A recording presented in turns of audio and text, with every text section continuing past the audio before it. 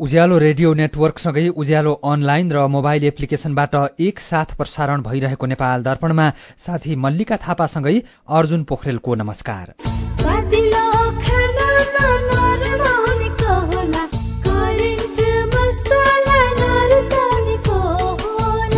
नेपाल दर्पणको साथमा करेन्ट मसला र करेन्ट चिया, स्वादको झट्का।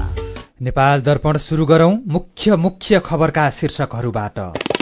बैंकको ब्याज दर घटाउन सरकारले विभिन्न उपाय खोजिरहेको प्रधानमन्त्री प्रचण्डको भनाई। ऋण नतिर्ने र उस्काउने विरूद्ध कठोर कदम चाल्ने, घर जग्गा कारोबारलाई सजिलो बनाएर अर्थतन्त्र चलायमान बनाउने योजना। आफ्ना सांसदको घुस प्रकरणले संसदको गरिमामा चोट पुगेको भन्दै राष्ट्रिय स्वतन्त्र पार्टीले माफी माग्यो। गम्भीर रूपमा छानबिन भइरहेको जानकारी। हाम्रो प्रतिसभा सदस्य मार्फत घटेको घटनाले तपाईहरूको सम्मानमा परेको चोटप्रति हामी क्षमा प्रार्थी चाहन्छौं। काठमाडौँ महानगरभित्रका सामुदायिक विद्यालयमा विद्यार्थीको आकर्षण बढ्दो, क्षमताभन्दा धेरै विद्यार्थी भएपछि प्रवेश परीक्षाको तयारी। ताइवान वरपरको क्षेत्रमा चीन र अमेरिका बीच तनाव बढ्दै अमेरिकाले पनि सैन्य अभियान चलायो। र ए डिभिजन लीग फुटबलमा पुलिस क्लबको पहिलो जित, 3 स्टार र मनाङले बराबरी खेले। आइपीएल क्रिकेटमा लखनऊसँग बेंगलोर पहिले ब्याटिङ गर्दै। बल्ल ढुक्क भयो। अब छिमेक, निर्धन उत्थान, जीवन विकास लगायत 35 भन्दा बढ़ी लघुवित्तहरूको किस्ता रकम सजिलै ई सेवाबाट तिर्न मिल्ने सुविधा आएछ। यसका लागि मोबाइल वा वेबसाइटबाट ई सेवा लगइन गरी फाइनेन्सियल सर्भिसेस अनि त्यसमा भएको माइक्रो फाइनेन्स अप्सन छान्ने अनि आफूले ऋण लिएको माइक्रो फाइनेन्सको नाम छनौट गरी आफ्नो सदस्यता नम्बर, किस्ता रकम राख्ने र मोबाइल नम्बर राख्ने र प्रोसिडमा क्लिक गर्ने। भएन त सजिलो? अनि अर्को सुविधा चाहिँ 500 भन्दा बढ़ी सहकारी संस्थामा ई सेवाबाट सजिलै रकम पनि जम्मा गर्न सकिन्छ। मेरो मोबाइलमा चल्छ ई सेवा। सुनिश्चित भविष्य मात्र होइन बचत, आर्थिक स्वतन्त्रता हो, आत्मविश्वास हो, आत्मा सम्मान हो, सम्पन्न जीवन हो। बचत बचत गरौँ, बचत गरौँ, बचत गरौँ, बचत गरौँ। धेरै छन् बचतका खुशीहरू, बचत गरौँ। ग्लोबल आइएमई ब्याङ्क, सबैका लागि ब्याङ्क।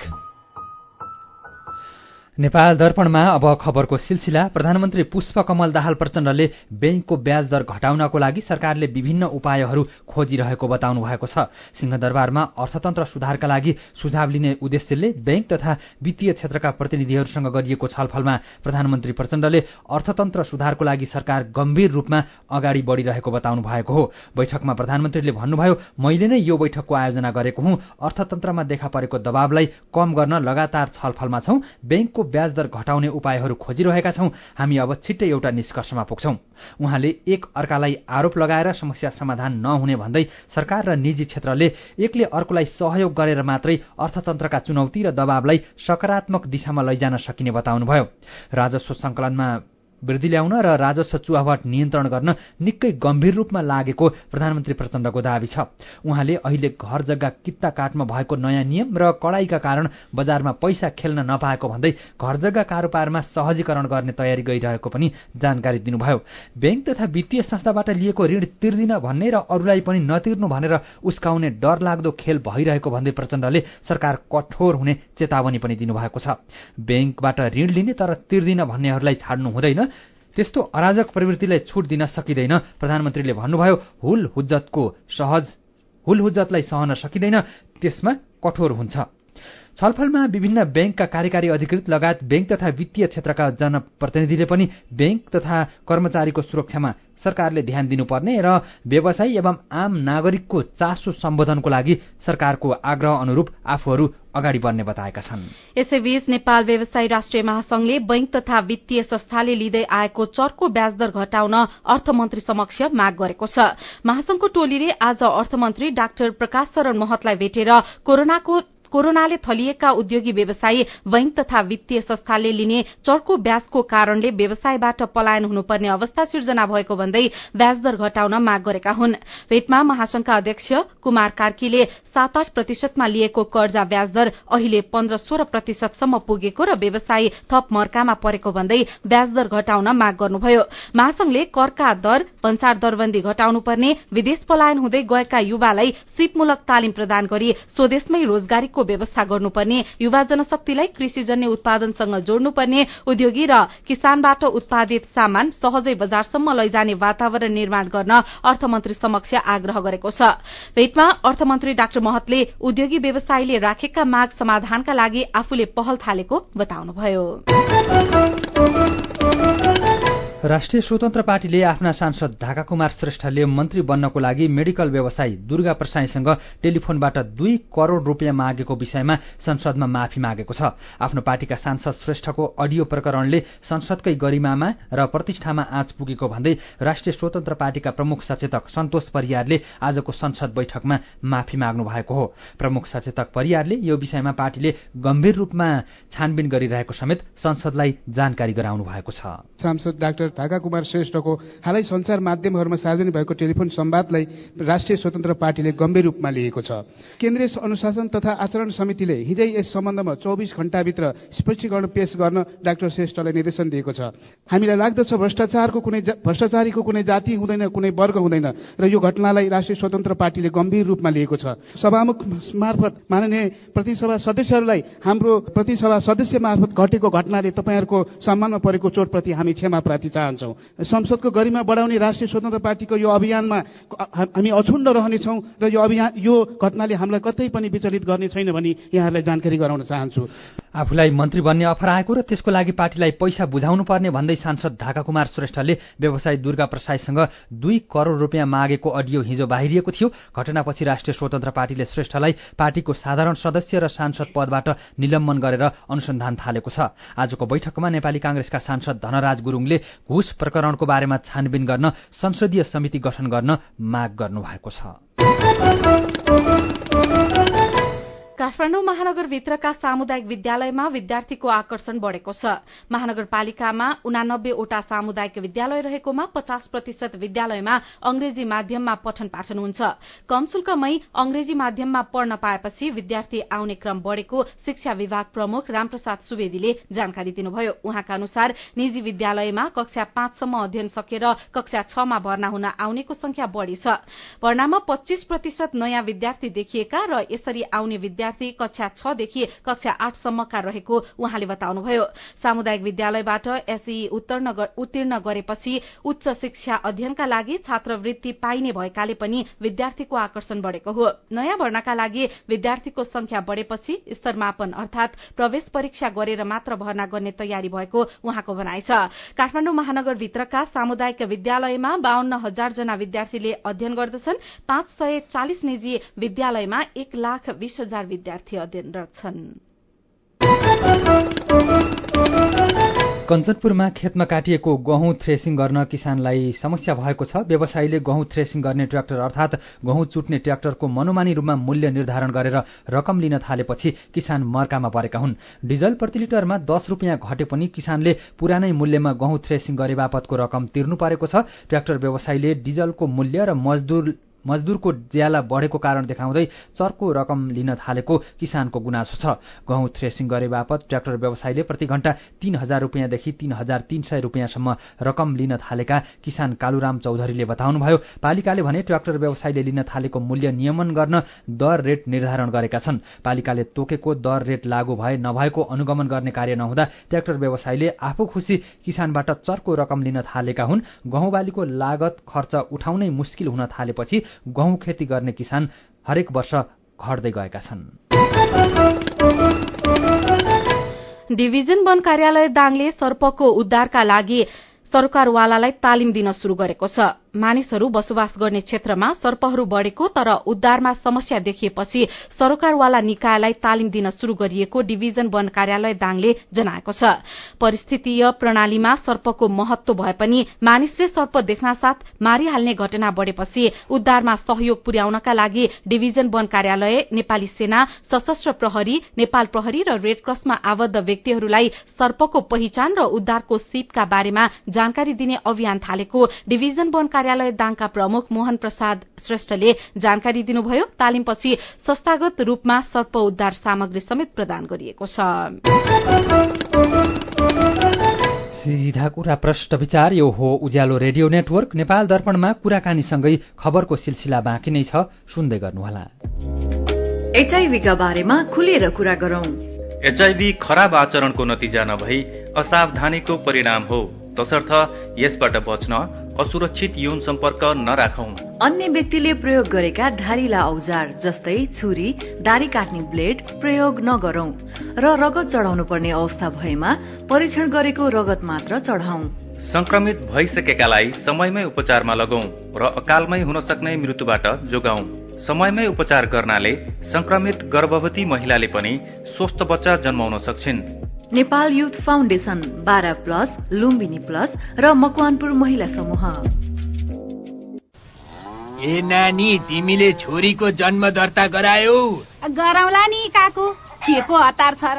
राम राम राम राम, त्यसो भनेर हुँदैन नि नानी। जन्म, मृत्यु, बसाइसराई, विवाह, सम्बन्ध विच्छेद जस्ता व्यक्तिगत घटना 35 दिनभित्रमै वडा कार्यालयमा गएर दर्ता गराइहाल्नु पर्छ। व्यक्तिगत घटना दर्ता गरेपछि मात्रै सामाजिक सुरक्षा भत्ता प्राप्त गर्न, बाल बालिकालाई स्कुल भर्ना गर्न, नागरिकता, पासपोर्ट र राष्ट्रिय परिचय पत्र नम्बर प्राप्त गर्न सकिन्छ। ओहो, हो र काकु? त्यसो भए त म आजै वडा कार्यालय गएर छोरीको जन्म दर्ता गरिहाल्छु। जन्म, मृत्यु, बसाइसराई, विवाह, सम्बन्ध विच्छेद जस्ता व्यक्तिगत घटना वडा कार्यालयमा सही विवरण दिई दर्ता गराऊ। नेपाल सरकार गृह मन्त्रालय, राष्ट्रिय परिचय पत्र तथा पञ्जीकरण विभाग, सिंहदरबार, काठमाडौँ।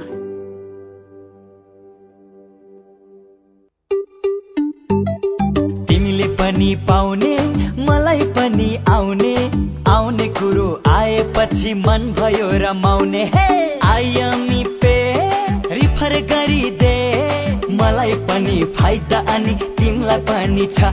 हे आयामी पे रिफर गरिदे, मलाई पनि फाइदा अनि तिमीलाई पनि छ। IME pay refer and earn offer. IME pay mobile एपलाई आफ्नो साथी सर्कलमा रिफर गरी रिफर गर्ने र सो रिफर एक्सेप्ट गर्ने दुवैले पाउनुहोस् 25-25 रुपैयाँ। उज्यालो रेडियो नेटवर्कबाट प्रसारण भइरहेको नेपाल दर्पणमा तपाईंलाई फेरि स्वागत छ। यतिन्जेल हामीले बैंकको ब्याज दर घटाउन सरकारले विभिन्न उपाय खोजिरहेको प्रधानमन्त्री प्रचण्डको भनाई, आफ्ना संसदको घुस प्रकरणले संसदको गरिमामा चोट पुगेको भन्दै राष्ट्रिय स्वतन्त्र पार्टीले माफी माग्यो लगायतका खबर प्रस्तुत गर्यौं। नेपाल दर्पणमा अब बाँकी खबर। उपप्रधान तथा गृहमन्त्री नारायण काजी श्रेष्ठले काठमाडौँ महानगरपालिकाका मेयरले सिंहदरबारको फोहोर उठाउँदिन भनेर भन्न मिल्छ कि मिल्दैन भनेर प्रश्न गर्नुभएको छ। बिहान चितवनमा पत्रकारसँग कुराकानीका क्रममा उहाँले काठमाडौँका मेयर बालेन्द्र शाहले फोहोर उठाउँदिन भन्न मिल्छ कि मिल्दैन भनेर प्रश्न गर्नुभएको हो। उहाँले भन्नुभयो, महानगरको मेयरले सिंहदरबारको फोहोर उठाउँदिन भनेर भन्न मिल्छ कि मिल्दैन, अझ सार्वजनिक रूपमा सामाजिक सञ्जाल मार्फत भन्न मिल्छ कि मिल्दैन, त्यसले महानगरपालिका र स्वयं मेयरलाई कुन ठाउँमा समाजको अगाडि प्रस्तुत गर्छ भन्ने त उहाँले नै सोच्नुपर्ने हो। उहाँले संघीय सरकारले स्थानीय सरकारसँग समन्वय समेत गरिरहेको दावी गर्नुभयो। यसैबीच नेपाली कांग्रेसका महामन्त्री गगन कुमार थापाले तत्काल काठमाडौँ महानगरपालिकासँग संवाद गर्न सरकारलाई सुझाव दिनुभएको छ।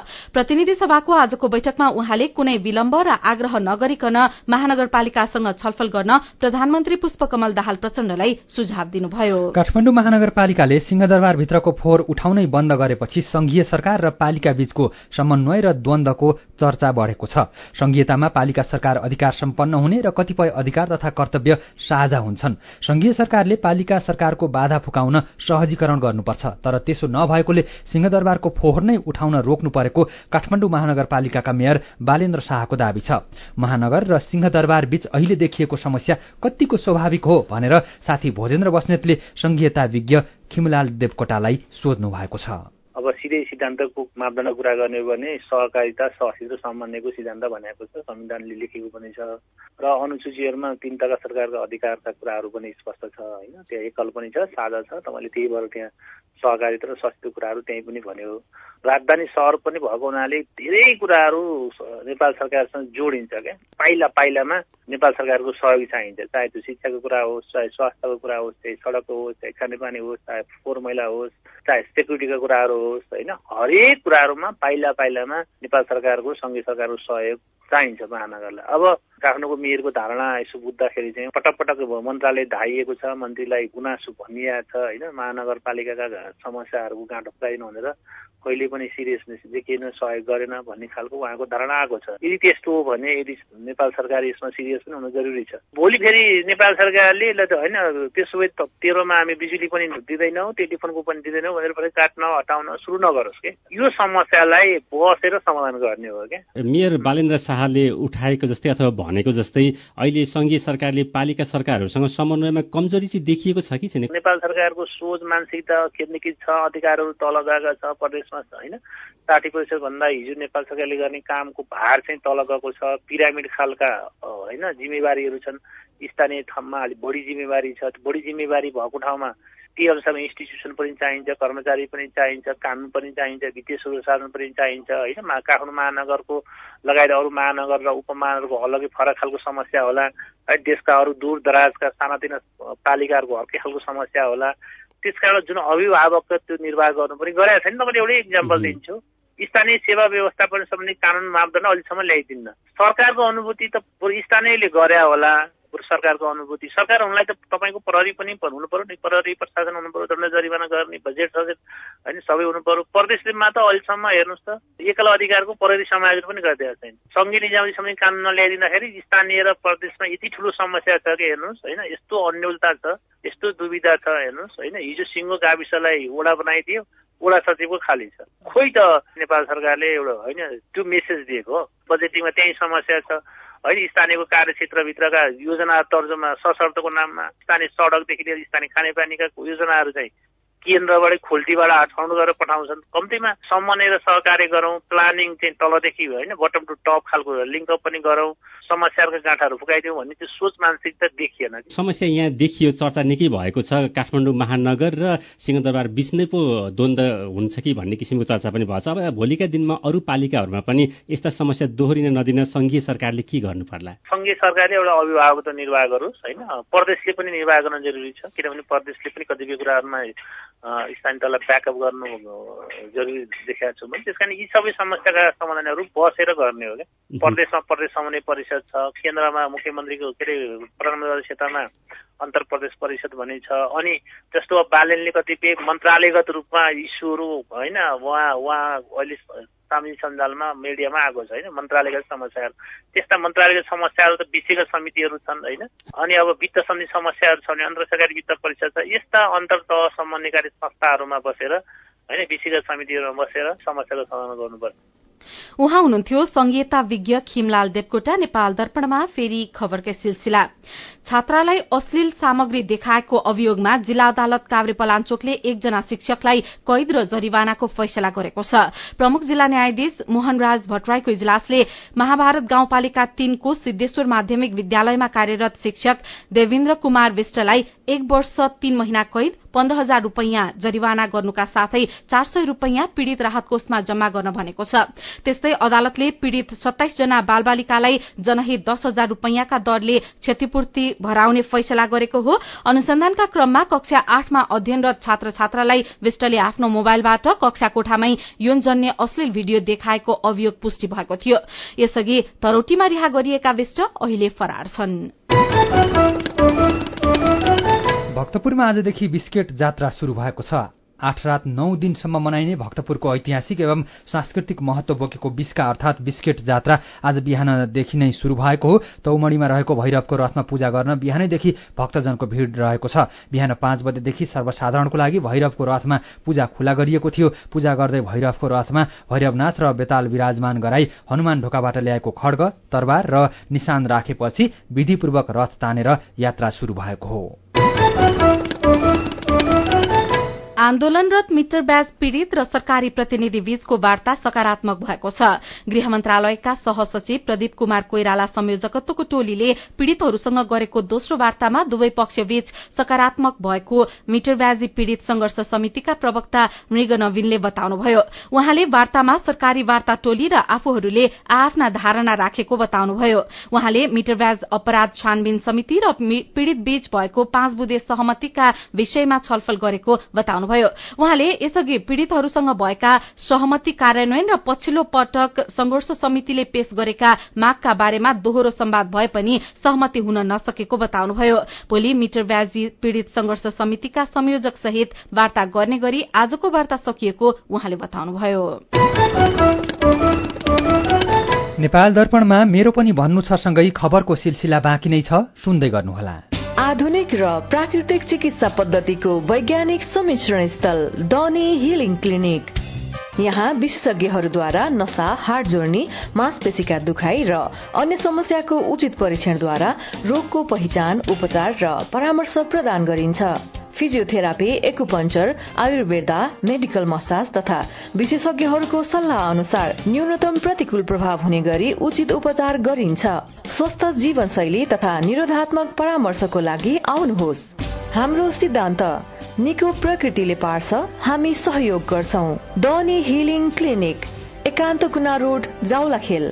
Phone number 5521 885, 98 018 16 380। Website denihealing.com।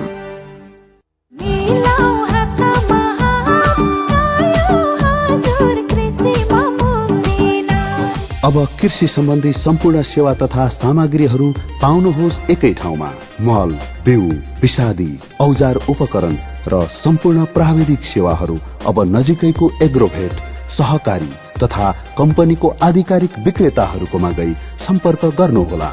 Muktinath कृषि कम्पनी लिमिटेड, समृद्धिको आधार कृषि, कृषिको आधार प्रविधि। थप जानकारीको लागि 98 023 10 964। तातोले झन्डै जिब्रो चाहिँ। मलाई 1 लाख रुपैयाँ दिनु न। पहिला मलाई हँसाएर देखाऊ। मैले तपाईलाई हँसा भने तपाईले मलाई 1 लाख रुपैयाँ दिनुहुन्छ? मैले दिने होइन नि त, जस्मिन पेन्ट्सले दिन्छ। जस्मिन कुल कमेडी फुल। तपाई पनि स्ट्यान्ड अप कमेडी खिचेर पठाइहाल्नुहोस् है। पहिलो हुनुभयो भने 1 लाख, दोस्रो हुनुभयो भने 50,000 र तेस्रो हुनुभयो भने 25,000 नगद पुरस्कार पाउनुहुन्छ। थप जानकारीको लागि जस्मिन पेन्ट्सको आधिकारिक फेसबुक पेज जस्मिन पेन्ट्स नेपाल फलो गर्नुहोला वा 98 024 86 385 मा व्हाट्सएप, भाइबर वा सिधै सम्पर्क गर्नुहोला। नेपाली मनको नेपाली रङ, जस्मिन पेन्ट्स। उज्यालो रेडियो नेटवर्क मार्फत देशभरिका विभिन्न एफएम स्टेशन तथा उज्यालो अनलाइन र मोबाइल एप्लिकेशनमा प्रसारण भइरहेको नेपाल दर्पणमा तपाईंलाई फेरि स्वागत छ। अब बाँकी खबर। पछिल्लो 24 घण्टामा थप 124 जनामा कोरोना भाइरसको संक्रमण पुष्टि भएको छ। पीसीआर र एन्टिजेन गरेर 2566 जनाको नमूना परीक्षण गर्दा 124 जनामा संक्रमण पुष्टि भएको स्वास्थ्य तथा जनसंख्या मन्त्रालयले जनाएको छ। आज 29 जना निको भएका छन्। सक्रिय संक्रमितको संख्या 444 जना पुगेको छ। शेयर बजार परिसूचक नेप्सी आज 5.54 अंकले बढेर 1844.03 बिन्दुमा पुगेको छ। आज 261 वटा कम्पनीका 29,60,000 किता शेयर 91 करोड़ 19 लाख रुपियाँमा कारोबार भएका छन्। ललितपुर महानगरपालिकाले आफ्नो क्षेत्रभित्र रहेका 26 वटा सहकारीलाई 30 दिनभित्र साधारण सभा बोलाउन र लेखा परीक्षण गराउन अल्टिमेटम दिएको छ। कानून अनुसार साधारण सभा र लेखा परीक्षण नगराउने 26 वटा सहकारीलाई चेतावनी दिँदै महानगरपालिकाले तोकिएको समयभित्र अब काम नगरेमा कार्यवाही गर्ने जनाएको छ।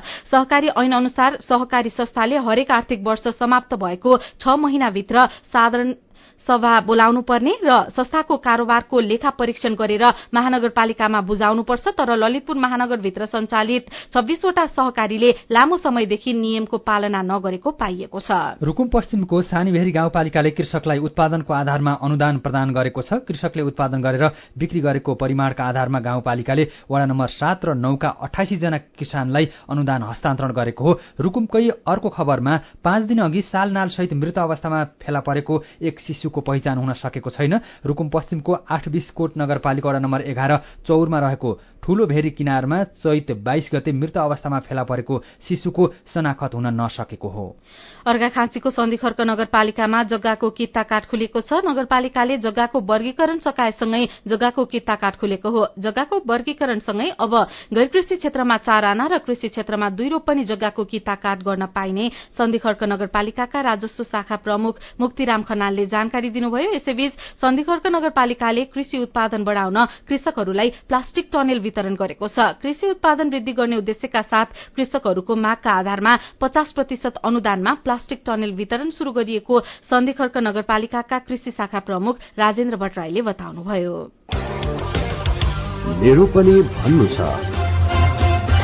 काठमाडौँ महानगरपालिकाका मेयर बालेन्द्र शाहले संघीय सरकारले समन्वय गर्नै नचाहेपछि बाध्य भएर सिंहदरबारको फोहोर नउठाएको बताउनु भएको खबरमा टीकाराज राई लेख्नुहुन्छ, सत्ता र भत्ताको फोहोरी खेल हुने ठाउँमा फोहोरको डंगुर।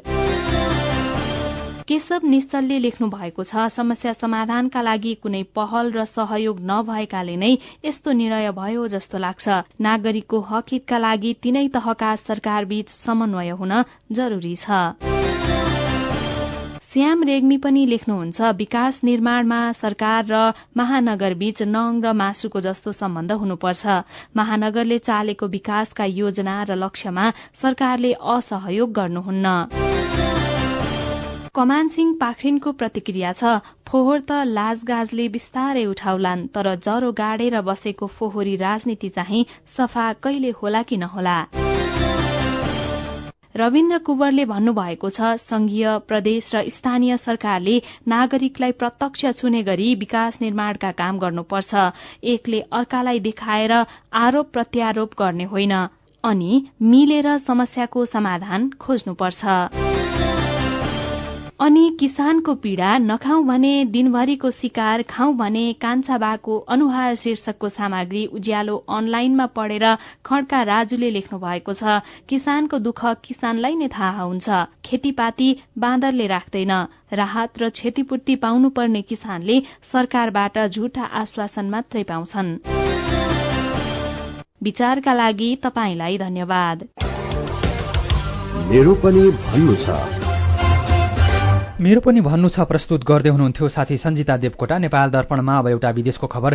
चीनले ठूलो संख्यामा हतियार बोकेका पानी जहाजहरू ताइवानको वरिपरि घुमाउन थालेपछि अमेरिकाले पनि अभ्यास थालेको छ। अमेरिकी नौसेनाले आफ्नो मानव निर्देशित शक्तिशाली क्षेप्यास्त्र USS मिलिसले सोमबार अर्थात् आज दक्षिण चीन सागरको बेइजिङले दावी गरेको जलक्षेत्रमा फ्रीडम अफ नेभिगेशन अभियान चलाएको जनाएको छ। बेइजिङले सैन्य अभ्यास गरिरहेको बेला चीनले ताइवानी क्षेत्रमा शान्ति र टापुको स्वतन्त्रता पारस्परिक रूपमा अनन्य भएको बताएको छ। गएको हप्ता ताइवानकी राष्ट्रपतिले अमेरिका भ्रमण गरेपछि चीनले 3 दिने सैन्य अभ्यास चलाएको हो। अमेरिकाले पनि चीनले ताइवानको स्वतन्त्रतामाथि कुनै खतरा पैदा गरेमा जवाफ दिन तयार रहेको भन्दै अभ्यास थालेपछि अवस्था तनावपूर्ण बनेको छ। गत वर्षको अगस्तमा पनि अमेरिकी सभामुख न्यान्सी पेलोसीले ताइवानको भ्रमण गरेपछि चीनले ताइवानको चारैतिर युद्धपोत, क्षेप्यास्त्र र लडाकु विमान तैनाथ गरेको थियो। चीनले ताइवानलाई आफ्नो एउटा प्रान्त भएको र आवश्यक परेमा बल प्रयोग गर्ने बताइरहेका बेला अमेरिकाले ताइवानलाई हतियार सहयोग गर्नुका साथै ताइवान वरपर सेना खटाएको छ। अब खेल खबर। शहीद स्मारक ए डिभिजन लीग फुटबलमा नेपाल पुलिस क्लबले पहिलो जित निकालेको छ। एन्फा कम्प्लेक्स सातो बाटोको मैदानमा भएको खेलमा पुलिसले फ्रेन्ड्स क्लबलाई 3-1 गोलले हरायो। पुलिसका लागि बुद्धबल तामाङले 2 र मोसेसले 1 गोल गरे। फ्रेन्ड्सका जेभरिनले 1 गोल फर्काए। 7 खेलमा पहिलो जित निकालेको पुलिस 4 अंक सहित पुछारबाट दोस्रो स्थानमा र 4 अंक नै रहेको फ्रेन्ड्स पुछारमा छ। आज दशरथ रंगशालामा भएको खेलमा सशस्त्र प्रहरीको एपीएफ क्लब र चर्च बोयजले गोल रहित बराबरी खेलेका छन्। चर्च बोयज 13 अंक सहित चौथो र एपीएफ 11 अंक सहित पाँचौं स्थानमा छ। आज भएको तेस्रो खेलमा 3 स्टार क्लब र मनाङ मर्स्याङदी क्लबले 1-1 गोलको बराबरी खेलेका छन्। दशरथ रंगशालामा 3 स्टारका सन्तोष साउखलले 78औं मिनेटमा गोल गरेर अग्रता दिलाए पनि 6 मिनेटपछि नै मनाङका कोफु कौडुले गोल फर्काएर खेल बराबरीमा ल्याए। जितसँगै मनाङ 15 अंक सहित शीर्ष स्थानमा कायमै छ। 3 स्टार 11 अंक सहित 6औं स्थानमा छ। र इन्डियन प्रिमियर लीग आईपीएल क्रिकेटमा अहिले लखनऊ सुपर जायन्ट्स र रोयल च्यालेन्जर्स बेंगलोर खेलिरहेका छन्। लखनऊले टस जितेर बलिङ रोजेपछि घरेलु टोली बेंगलोरले पहिले ब्याटिङ गरिरहेको छ। बेंगलोरले राम्रो सुरुवात गरेको छ। उसले ताजा अवस्थामा 10 ओभरको खेल सकिँदा कुनै पनि विकेट नगुमाई 87 रन बनाएको छ। उसका विराट कोहली 58 र फाफ डु प्लेसिस 25 रन बनाएर खेलिरहेका छन्। 3 खेल खेलेको लखनऊ 2 मा जित र 1 मा हार सहित तालिकाको तेस्रो स्थानमा छ। उसको 4 अंक रहेको छ। बेंगलोर भने 2 अंक सहित तालिकाको 7औं स्थानमा रहेको छ। खेल खबरसँगै हामी नेपाल दर्पणको अन्त्यमा आइपुगेका छौं। आजका मुख्य खबरका शीर्षकहरू फेरि एकपटक। बैंकको ब्याज दर घटाउन सरकारले विभिन्न उपाय खोजिरहेको प्रधानमन्त्री प्रचण्डको भनाई। ऋण नतिर्ने र उस्काउने विरूद्ध कठोर कदम चाल्ने, घरजग्गा कारोबारलाई सजिलो बनाएर अर्थतन्त्र चलायमान बनाउने योजना। आफ्ना सांसदको घुस प्रकरणले संसदको गरिमामा चोट पुगेको भन्दै राष्ट्रिय स्वतन्त्र पार्टीले माफी माग्यो, गम्भीर रूपमा छानबिन भइरहेको जानकारी। काठमाडौँ महानगरभित्रका सामुदायिक विद्यालयमा विद्यार्थीको आकर्षण बढ्दो, क्षमताभन्दा धेरै विद्यार्थी भएपछि प्रवेश परीक्षाको तयारी। ताइवान वरपरको क्षेत्रमा चीन र अमेरिका बीच तनाव बढ्दै अमेरिकाले पनि सैन्य अभ्यास चलायो। र ए डिभिजन लीग फुटबलमा पुलिस क्लबको पहिलो जित, 3 स्टार र मनाङले बराबरी खेले। आईपीएल क्रिकेटमा लखनऊसँग बेंगलोर पहिले ब्याटिङ गर्दै। आजको नेपाल दर्पण सकिएको छ। प्राविधिक साथी संघर्ष विष्टसँगै हामी मल्लिका थापा र अर्जुन पोखरेल पनि बिदा हुन्छौं। उज्यालोको मोबाइल एप्लिकेशन र अनलाइनमा प्रसारण भइरहेको सामग्री भाइबरमा पनि उपलब्ध छ। प्री मनसुनको समयमा चट्याङको जोखिम भएकोले चनाखो रहौं। नमस्कार।